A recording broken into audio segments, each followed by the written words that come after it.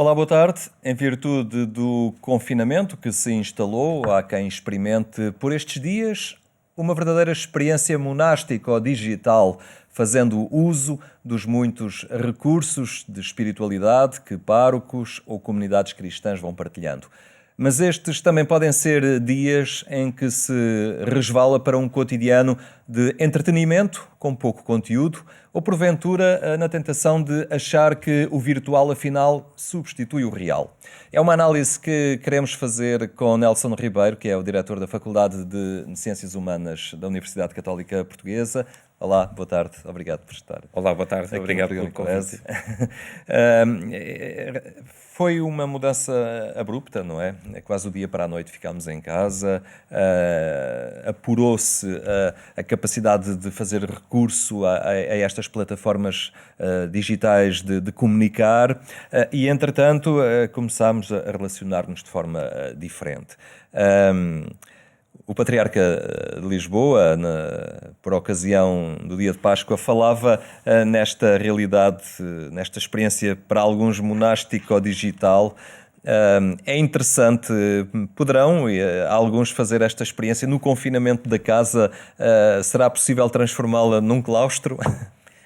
Bom, mais uma vez, boa tarde. Eu julgo que é uma expressão, de facto, muito interessante que nos leva a pensar sobre como é que nós podemos aproveitar este tempo de pandemia e este tempo em que somos forçados a um determinado isolamento. E eu julgo que a forma como nós podemos viver este tempo, muito na dependência, de facto, das tecnologias digitais, depende também muito da circunstância de cada um. Portanto, eu julgo que neste momento nós temos assistido a situações que são muito diferentes, não é? Desde pessoas que estão, ou famílias os pais estão em teletrabalho e os filhos estão a ter aulas através das plataformas digitais e, portanto, isso leva a toda uma reconfiguração do universo familiar, onde certamente também pode haver espaço para a oração em família, através também das plataformas digitais, mas essa é uma realidade. Outra realidade, por exemplo, muito diferente é de muitas pessoas que nós sabemos que estão isoladas, no sentido que estão sozinhas nas suas casas e que apenas conseguem manter em contacto com os outros também, ou através do telefone, ou através da internet, e para essas pessoas talvez seja de facto esse um desafio também, eu julgo que para todos, mas para essas em concreto, o desafio que o Sr. Patriarca lançou, que é um desafio exigente, no sentido em que nós percebemos que as pessoas que estão isoladas ou que veem as suas rotinas muito alteradas, com esta necessidade de ter que trabalhar e acompanhar os filhos que também estão em casa, na escola, digamos assim, em simultâneo, também trouxe um conjunto de ansiedades às pessoas. E eu julgo que é isso que também muito, nomeadamente a mensagem do Sr. Manuel nos interpela, é a tentarmos conseguir passar para além destas ansiedades e aproveitarmos este tempo de uma forma que também nos permita continuar numa boa e melhor relação com Deus. Têm sido dias de experiências, digamos, interessantes. No caso da Igreja Católica, esta multiplicidade, a forma muito rápida como se colocou nas redes digitais, como transferiu do templo para as redes digitais a liturgia, as celebrações.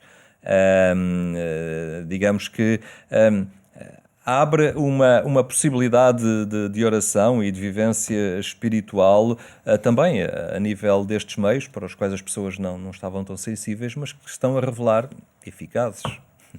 Julgo sim que estão a abrir novas experiências. Enfim, eu devo dizer que nunca pensei na minha vida acompanhar as celebrações do Tríodo Pascal pelo Facebook.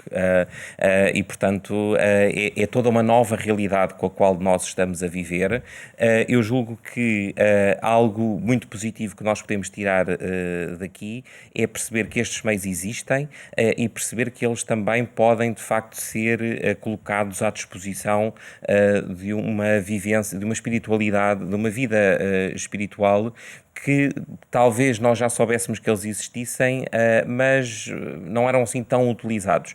Ainda que devo também lembrar que existem já dentro da Igreja inúmeras iniciativas, mesmo muito anteriores à pandemia, que nos permitiam, por exemplo, estar em contacto com as leituras do dia, com leituras espirituais, quer dizer, projetos como, por exemplo, o Passa a Rezar.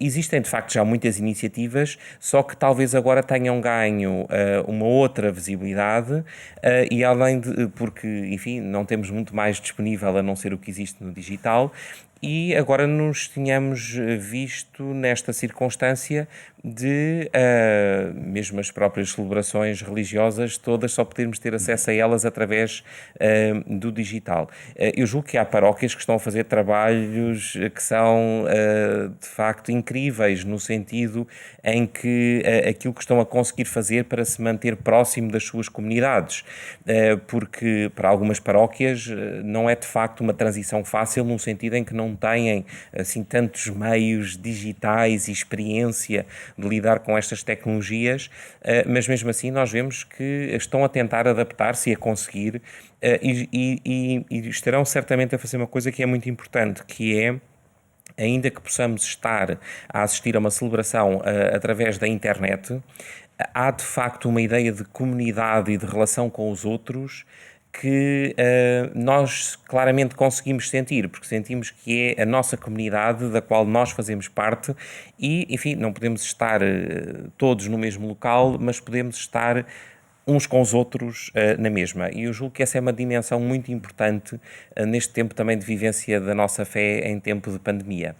Não menos notória do que esta ação criativa da Igreja em lidar com estas tecnologias também foi a das universidades. É diretor de uma faculdade, a Faculdade de Ciências Humanas da Universidade Católica Portuguesa, e também aqui se sentiu muito o desafio. De repente, passar a sala de aula para a casa de cada aluno e estabelecer esta relação de proximidade entre professores e alunos, e não é apenas a aula formal, é o esclarecimento de dúvidas, é a conversa pessoal. Também foi um desafio muito grande para as universidades. Foi um grande desafio, está a ser um grande desafio e julgo que continuará a ser um desafio, pelo menos nos próximos tempos.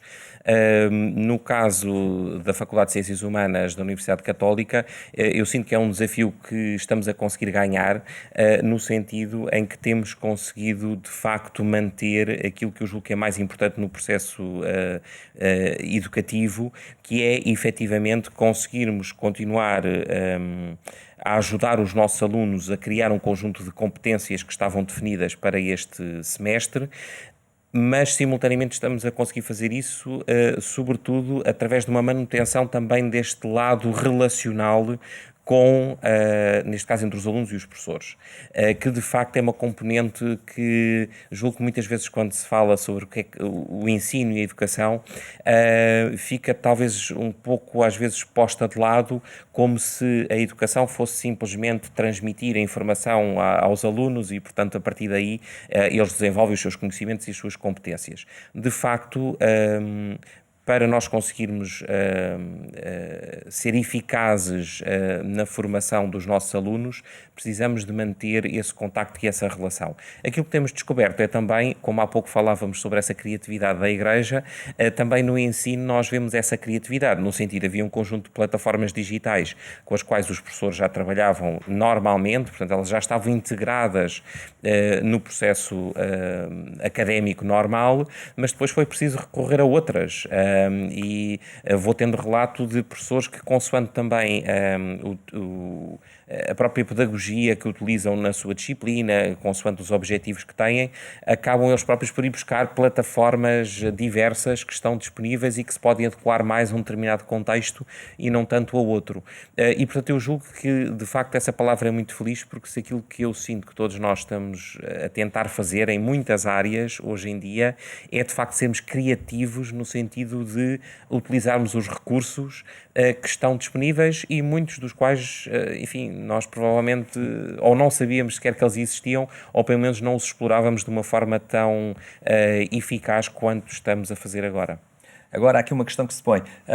isto está a funcionar, descobrimos uma realidade muito criativa por parte das pessoas e das instituições, mas isto levará a quê? A que afinal não precisamos estar próximos ou estaremos a cultivar ainda uma vontade maior de nos aproximarmos fisicamente das pessoas um dia?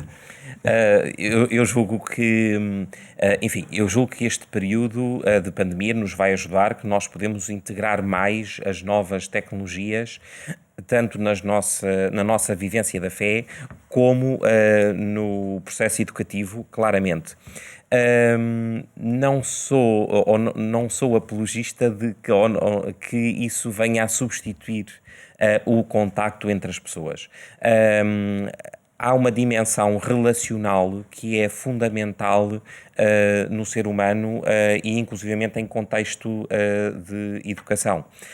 Portanto, enfim, eu, como alguém que ensina comunicação, normalmente uma das questões que se coloca é que nós pensamos que a comunicação muitas vezes é transmitir um determinado conteúdo, portanto, como se fosse transmitir uma informação. E essa é uma parte, faz parte da comunicação, o conteúdo. Mas há uma outra dimensão que é muito importante na comunicação, que é a dimensão da relação.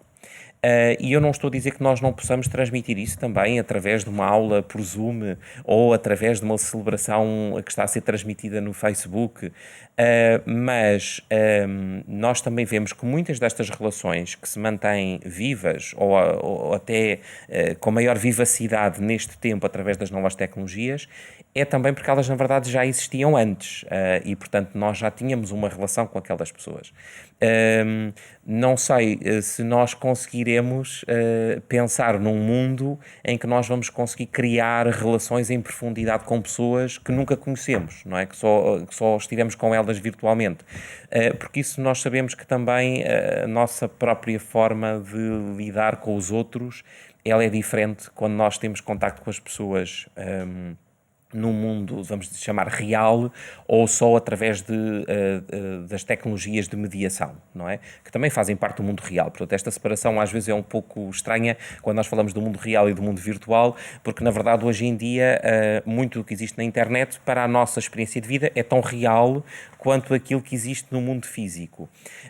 Mas eu julgo que uma coisa não substitui a outra e nós precisamos muito de nos relacionarmos uns com os outros, porque é nessa interação que nós não só nos aproximamos verdadeiramente do outro, como também que nós aprendemos com o outro e conseguimos interagir de uma forma completamente distinta do que aquilo que fazemos só quando apenas conhecemos as pessoas pelos médias sociais, por exemplo.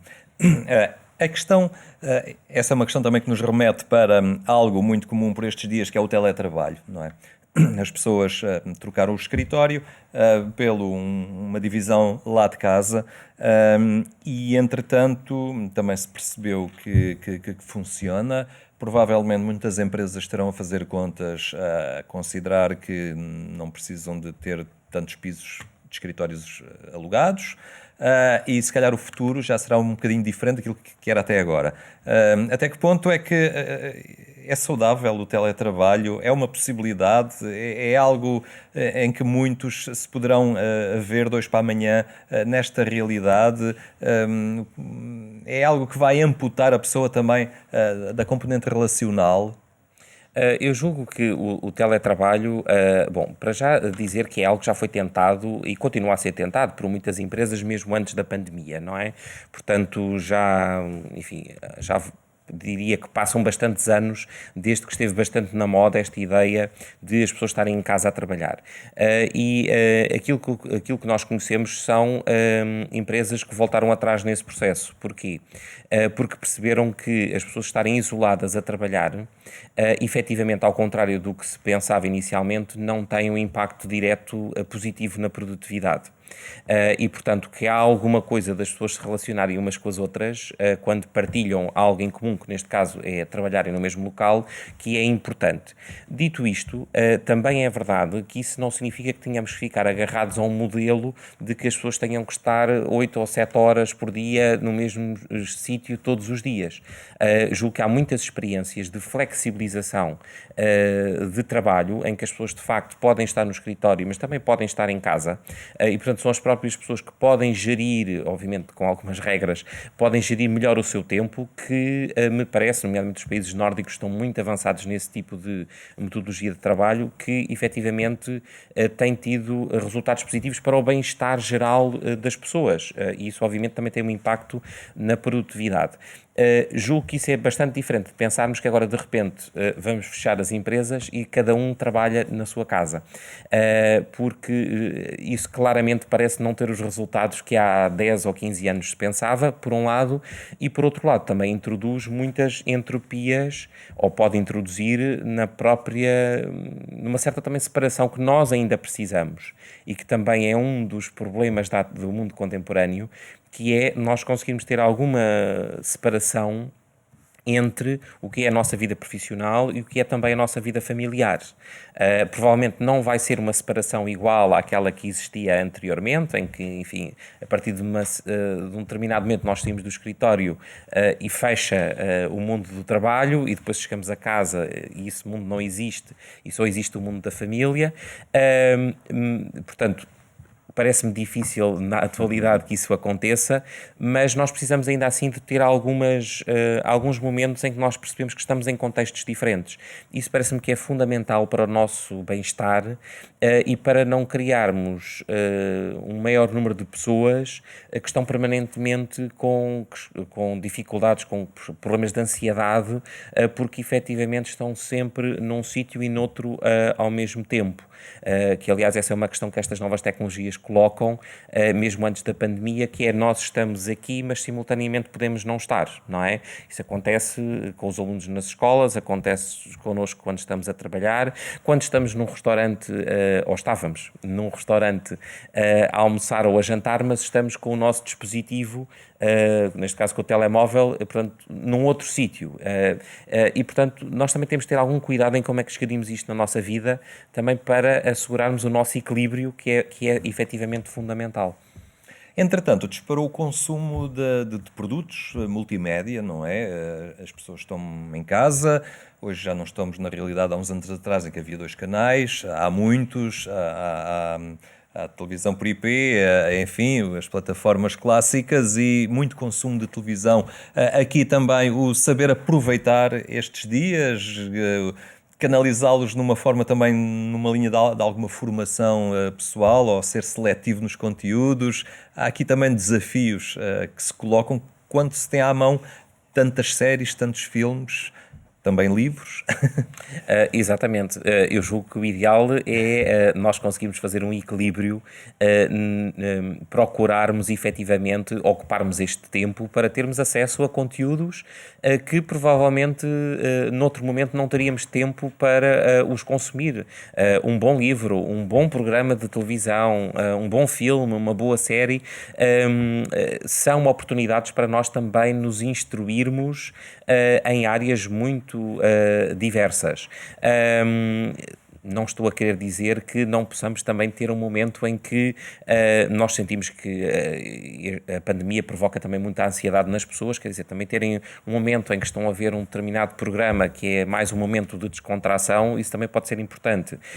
Mas se realmente ocuparmos o tempo todo só com conteúdos que não têm nenhum teor formativo, acho que também vamos chegar ao fim desta pandemia e vamos sentir que efetivamente não aproveitámos, não é? Aliás, o Papa Francisco falava muito de nós aproveitarmos este tempo do silêncio. E se calhar, como falava também há pouco no início do programa, desta experiência monástica ou digital que o Sr. Dom Manuel Clemente teria proposto, eu julgo que é também em busca de nós sabermos ouvir estes sinais do tempo e conseguirmos aproveitá-lo para sairmos mais reforçados enquanto pessoas e também com a nossa fé quando este período terminar. Dito isto, sentimos que não é uma experiência fácil. Há pessoas que estão muito ansiosas e nervosas, portanto, passam, por exemplo, o dia a ver tudo o que são notícias sobre a pandemia, que eu acho que é muito importante estarmos bem informados. Talvez não seja necessário estarmos 12 horas por dia a acompanhar essa informação, porque acho que isso nos retira também outras dimensões à nossa vida. E por outro lado, também dizer que mesmo informação é fundamental, e isso é uma preocupação com os canais digitais, é fundamental que as pessoas tenham cuidado com as fontes de informação e onde se informam, porque a desinformação é hoje um problema das nossas sociedades contemporâneas e que esta pandemia também veio, digamos assim, agravar, não é? Aliás, a própria Organização Mundial da Saúde tem alertado que nós estamos a viver duas pandemias ao mesmo tempo. Por um lado, a pandemia causada pelo Covid-19, por outro lado, uma pandemia causada pela desinformação, que inclusivamente já tem levado a que muitas pessoas tenham morrido porque tentam curar-se com curas milagrosas que vêm, por exemplo, em sites ou que vêm nos médias sociais e, portanto, se há outra questão que esta pandemia também vem trazer é, de facto, o quão a informação rigorosa portanto, credível é fundamental para nós atravessarmos não só este momento que estamos a viver, mas quando sairmos dele vamos continuar a precisar muito disso no nosso dia-a-dia. É necessário saber valorizar e haver uma certa reconciliação com os órgãos de informação, digamos, clássicos, os jornais, os noticiários da televisão, aqueles feitos por jornalistas e não ficarmos apenas à mercê da informação gratuita que circula, anónima, não é, nestas redes. Aquilo que nós estamos a assistir e que vamos vendo, ainda que sendo obviamente estudos muito preliminares, é que uma parte dessa reconciliação curiosamente já está a acontecer. Portanto, nós vemos que em muitos países onde já estão a ser feitos estudos, há de facto um crescimento do consumo de informação por parte de órgãos de comunicação, diria, tradicionais, que podem existir na internet. Portanto, hoje em dia, o que é um órgão de comunicação tradicional? Enfim, isso seria toda uma outra discussão. Quando eu digo tradicional é no sentido cujos conteúdos são produzidos de facto por profissionais que se regem por um código deontológico. Não quer dizer que os jornalistas que se regem por um código deontológico não cometam erros, não tenham falhas, com certeza, mas em princípio serão os primeiros a querer admitir esses erros e essas falhas, ao contrário do que acontece com muitas outras fontes de informação. Exato, e o que oferece mais garantia de credibilidade e fidelidade aos factos. Muito obrigado, Nelson Ribeiro, por ter estado hoje aqui no programa Eclésia. Termino a lembrar que mais logo ainda pode escutar na Antena 1, a partir das 22h45, a edição rádio do programa Eclésia. Pela minha parte, desejo-lhe uma boa tarde e até amanhã, se Deus quiser.